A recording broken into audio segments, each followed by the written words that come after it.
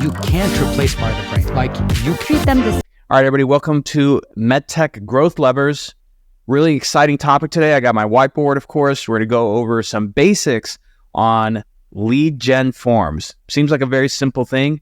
This is one of those areas that I feel like a lot of marketers mess up. And as a result, they have really bad conversions. They don't generate leads that they want, and they wonder why that is. And so we're going to cover all of that shortly. So let's start out with the first question, which is like, when do we think about lead gen? The first thing I want you guys to always think about when it comes to lead generation is that you don't always have to do it, okay? These days, when it comes to social media, you have pixels, you have tracking. There's all kinds of ways that you can retarget somebody online without having to use a lead gen form and getting their information. That being said, as marketers, we're all part of that hamster wheel, unfortunately, with leadership who's like, hey, we want more leads. We want more MQLs or marketing qualified leads. So like, that's never going to go away. Okay. So how do we manage that? Okay. So when you get to a point where you say, hey, we're going to use a form to generate leads. So let's say there's a white paper on your website. Maybe there's a tool, maybe there's a demo request or something. You're going to use a form. And a lot of times when we think about these forms, we just kind of put them together and we're like, oh, this is great information. And so I'm going to go through 3 very important pieces. I try and keep this as simple as possible. These are questions you should always ask yourself. So as a marketer, you have to come to these kind of conclusions with what I like to think of as design thinking, which is asking really important questions that get you an answer to guide your decision making. Okay. Love the love over on LinkedIn. Thank you so much. Keep hitting that emoji button because I love that. So keep that going. Okay, so let's start out with the first thing. Let me see. Let's see. Joining from some point. I'm gonna get a producer. I'm not gonna do all this. I'm switching between like 10 different pieces of software. Okay, so when it comes to lead gen forms, let's look at the first thing.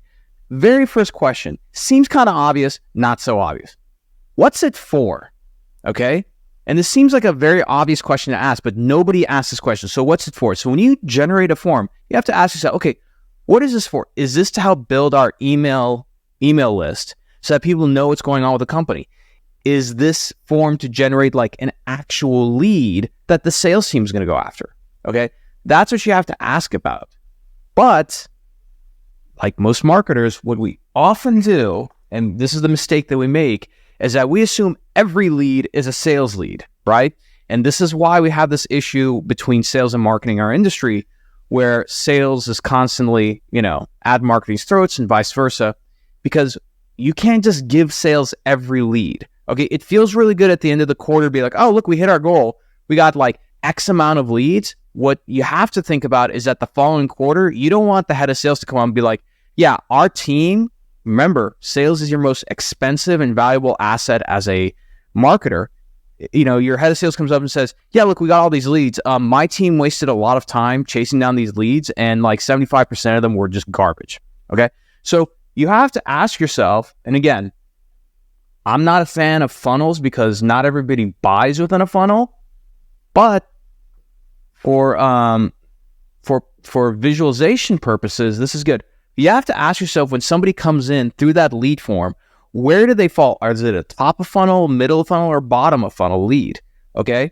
And that's going to determine a lot. So for example, if you're giving out an asset, let's say it's some kind of a white paper or case study, just because they're downloading something to understand a problem and how your company solves it, does not mean they automatically go right here between middle and bottom of funnel. What you have to consider is that what's the basic criteria where we say, hey, like, if we have these indicators, right, then that might be actually a good lead, okay? So for example, if they downloaded a certain white paper or form, with the exception of a demo, by the way, maybe because you should, at the very bare minimum, you should have a CRM like HubSpot tracking where these people spend time. Maybe it's a combo of that, and they've visited at least 2 pages on our company page, right? Those kind of things, right? So that way you can score it out a little bit, okay? Now, once you figure out like, what's this for? So again, they download something.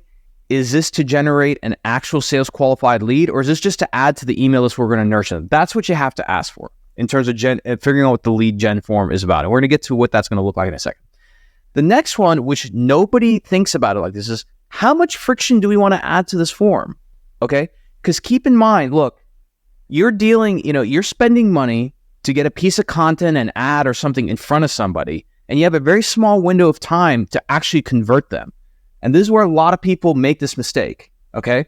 So every field you add, it's going to add more friction, and it's going to increase the risk that they're not going to finish the form, okay? So that's how I want all of you to constantly think about these forms, which is, do we add a field? We're increasing the risk that they're not going to fill this out, okay?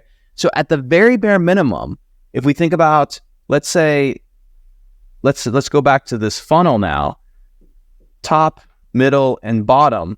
Your top of funnel forms, in my opinion, first name, email. You do not need anything else. You don't even need a last name, because with a first name, you can at least personalize the emails in your email blast. And of course, you get the email and you're done, okay? From there, as you start getting to middle and bottom of funnel, you can add some things like, for example, you can add last name. I always say that this is the baseline lead gen form that you want. First name, last name, email, you're done. Why is that?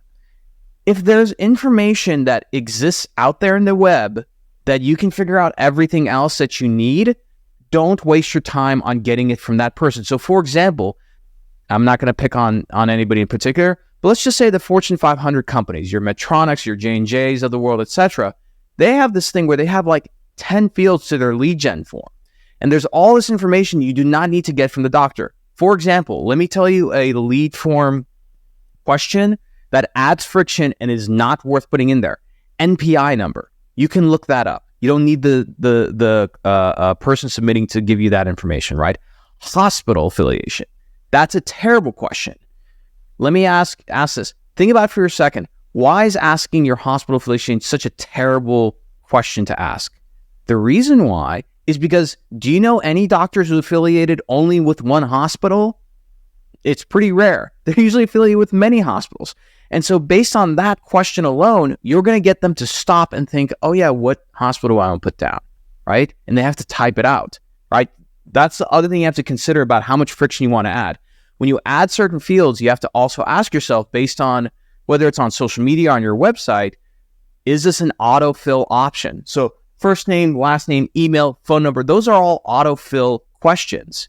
The moment you add something that's text-based, like hospital affiliation, NPI, that's not automatically filled out, they have to slow down and fill that out. And keep in mind, not everybody's sitting in front of their computer where they can just fill this out really quickly. They're usually on a smartphone, they're walking somewhere. You have to keep in mind that sort of experience, okay? And so you have to ask, how much friction do you want to have? So now there is a time and place where you want to add a lot of friction.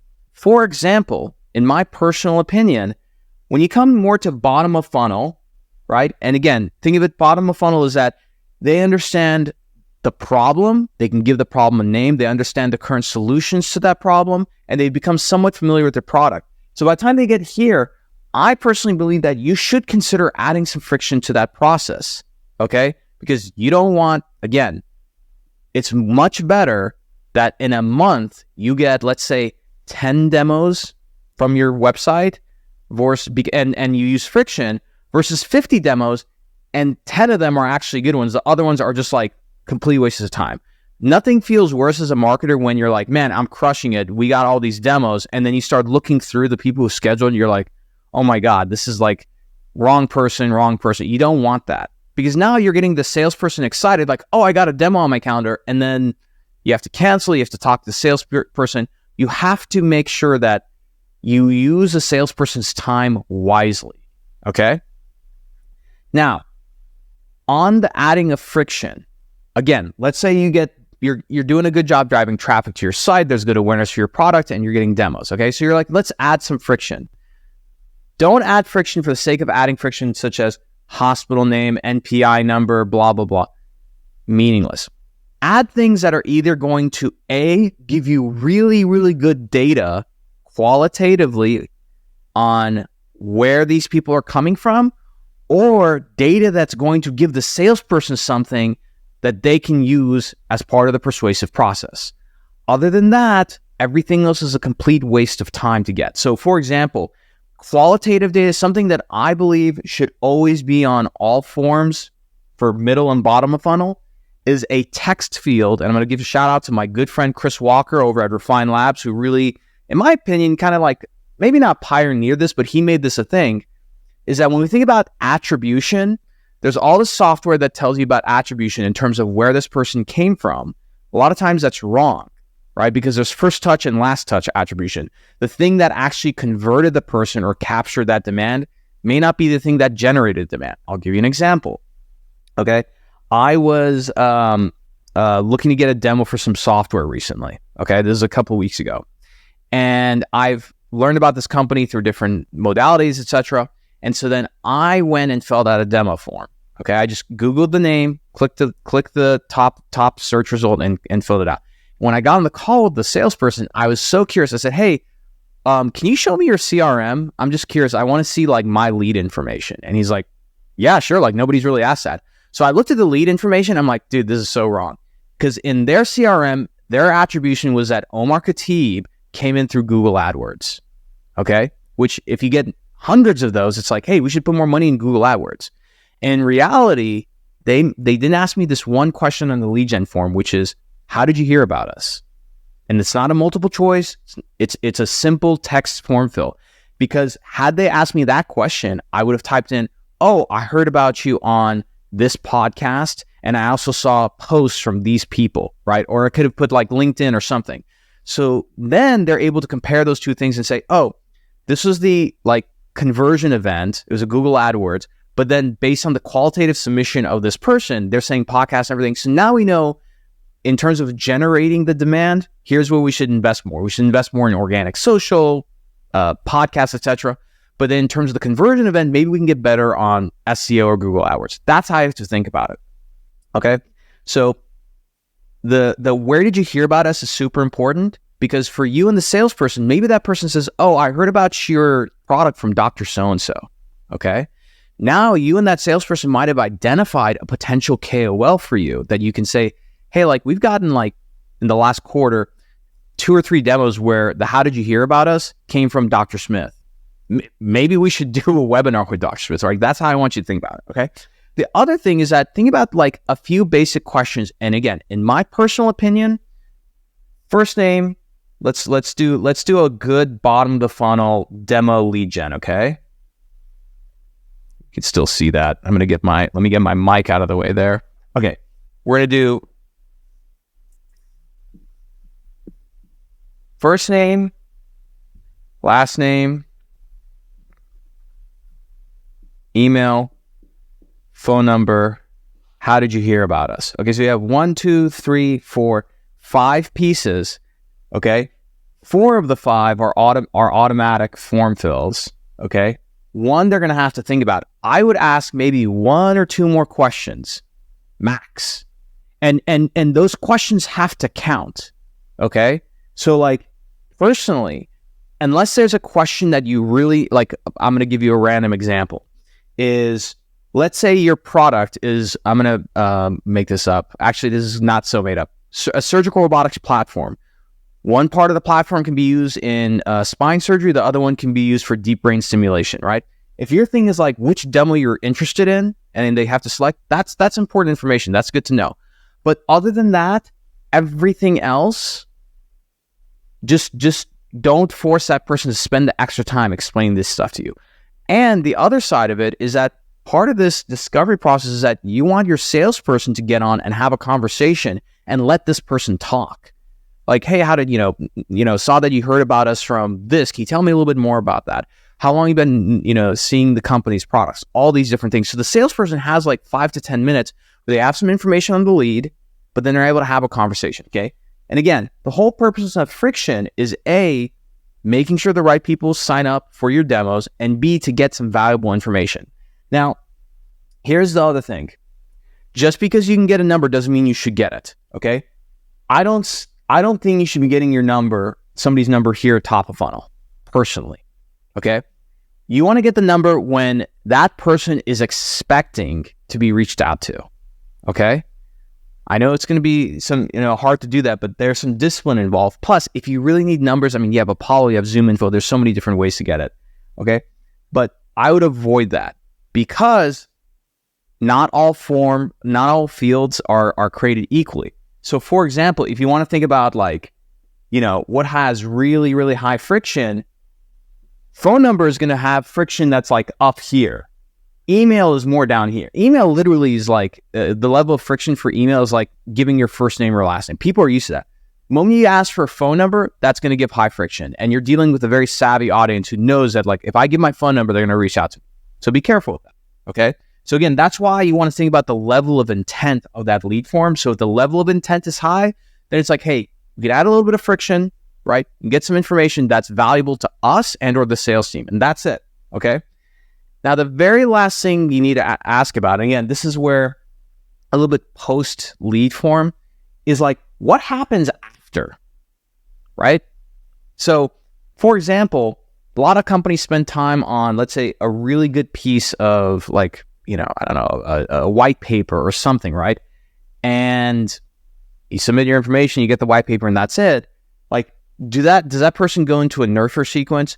Does that person go into, say, some kind of bucket where the salesperson should monitor that person's activity? And then let's say after they visit the website a few times, that salesperson gets a notification to go outbound to that person. Again, these are more complicated, sophisticated ways of marketing, but you should ask yourself and do the exercise of okay, we get this person to this page, they fill out this form, they submit it. What do we want to happen afterwards? Keep in mind that before somebody buys your product, just the process of how they're engaged during this is technically part of your sale, right? It's an experience. Even myself with how we run things in our agency, when somebody comes inbound and signs up for a demo, we have a whole process that we go through in terms of making that a really enjoyable experience, right? Because if you have a thoughtful and enjoyable experience from all of this, it already kicks off that relationship on the right note. Versus running some lead gen, getting the information, giving that to sales now bombarding that person, when in reality they just wanted a little bit of information, right? And so this part in terms of what happens afterwards, marketers may not need to worry about that as much, but you need to worry about this, in my opinion, in terms of how it relates to the sales team. Sales has to be coached as to this is what you should do with these kind of leads and when they come in. Because if not, sales is just going to do what sales does, which is this is a lead, I can get them to pipeline. And sales might push a little bit too hard and you end up losing the lead, and that ends up being a much more difficult situation to deal with.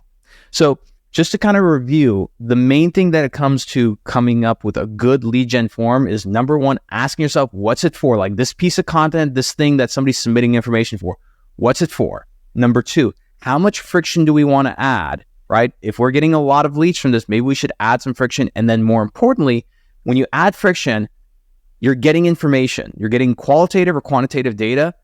Either that's going to inform the buying process, right? Or help your salesperson close and persuade this person. And always ask yourself, can I find this information on the internet? If so, don't put it. For example, I remember I saw a lead gen form where for some reason, I'm not kidding, this is a medtech company, they were asking the physicians, because they were relatively active on Twitter, X, formerly known as, it's so hard to say X these days, what their X handle was. That can be looked up. Don't have to ask them that, right? And finally is that once you generate that lead, what happens afterwards? Okay. So those are the main things. Let's jump into Q&A to see if anybody has questions about this or anything else. And then we call it a day. So for those on Zoom, don't hold back. You can go ahead and unmute yourself and ask a question. And then let me go and check on LinkedIn and see if we have any questions there. Or of course, if we have any anonymous questions. The anonymous questions are fun. Let's see. Oh, I do see on Zoom an anonymous question coming in. So let me check that. All right. So, oh man, you got somebody in Egypt watching. Welcome. Okay. So here's the anonymous question. And again, I have to be very careful when I repeat this. So the anonymous question is that, Okay, that's going to give away the company. Okay, so the anonymous question is that my chief commercial officer keeps putting a lot of pressure on us to get more leads. How do I educate them on the importance of adding friction and why getting more leads is not the answer? Great question. Okay, so I think that, again, asking the right questions yourself before you formulate a plan is really important to this. The question you should ask yourself is, okay, why do they want more leads? Okay, so if somebody's asking for something and the simple question is like, why do they want that? The reality is that because there's something more upstream that they're not getting, and one of those things could be deals, right? And again, let's sort of I'm gonna walk through my process. I'm gonna pretend that I'm you, and that I got this question. Why would they get more? Why would they need more leads? Well, it's likely that they don't have enough deals, right? If they don't have enough deals, the salespeople aren't active. They're literally not doing much. And if they're not doing much or they're not working current deals, company might be assuming more money on the fact that these people are out in the field, knocking on doors, trying to get through, right? And so your costs are going up, you're not bringing in the revenue. And so the first indicator is like, hey, if we get leads, we have something to work, okay? So what I would recommend is working with that chief commercial officer, if they're open to it, to say, hey, I have a solution of how the salespeople can maybe be put in a better position to be a little bit more active, have more stuff to do during the day without spending company resources. And again, I have a huge bias in this, but this is just my take. I don't think salespeople should be spending so much time out in the field, because the reality is you're going to spend money on hotel, gas, travel, et cetera, et cetera. It's not guaranteed they're going to get a meeting.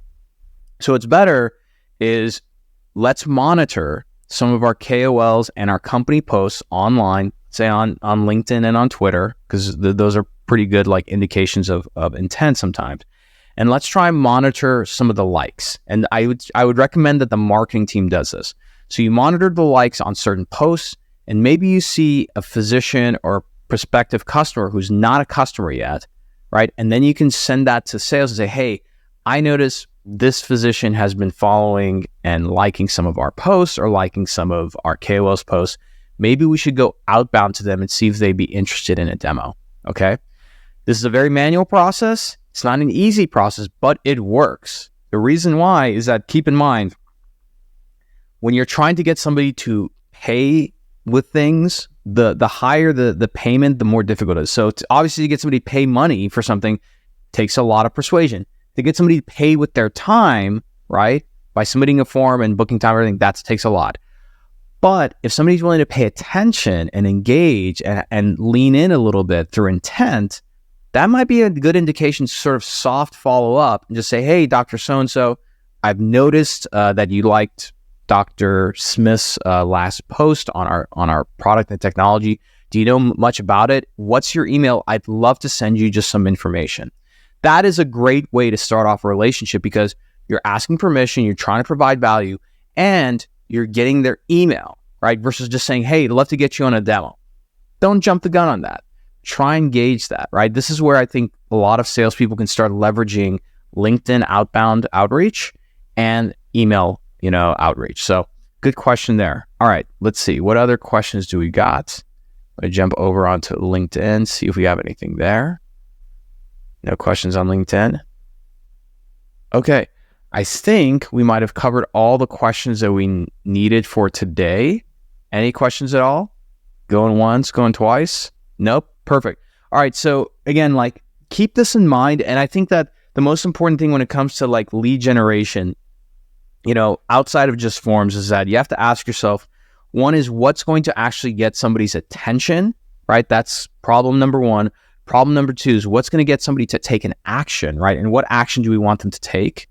And number three is what happens afterwards. Okay. I know that's outside of the lead gen form, but those are the kind of questions you have to ask, because then when you break these things down into their compartments, it becomes a lot easier for you to put intense focus versus focusing on the whole process by itself, and then you kind of string things together without putting individual thought into each one of these compartments.